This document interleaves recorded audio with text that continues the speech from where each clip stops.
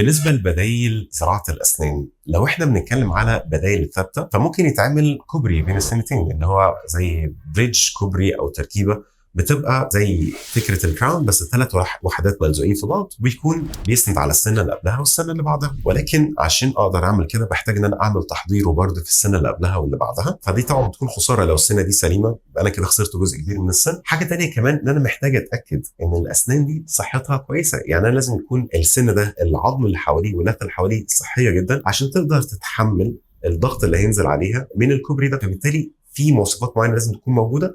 والحاجه الثانيه في لازم خسائر معينه بخسرها نتيجه الجزء البرد اللي بيحصل، فيبدا الواحد يفاضل ويبدا يوازن يشوف اذا كان يقدر ياخد الطريق بتاع الزراعه او الطريق بتاع التركيبات الثابته. حاجه تانية ممكن نعملها كحاجه متحركه اللي هو الطقم المتحرك، طقم جزئي مكان الزرع او السنه اللي مش موجوده. ولكن للاسف ده مش بيكون مريح قوي، لان هو بيسند على اللثه والسبورت كله بيكون او الضغط كله نازل على اللثه، فمش كل البيشنتس بيرتاحوا معاه. غير ان احنا محتاجين ان احنا نشيله وننظف ونركبه مره تانية، مش بيكون احسن اختيار، وغالبا بنستخدمه كحاجه مؤقته لحد ما نعمل يا اما الزراعه او نعمل الكوبري.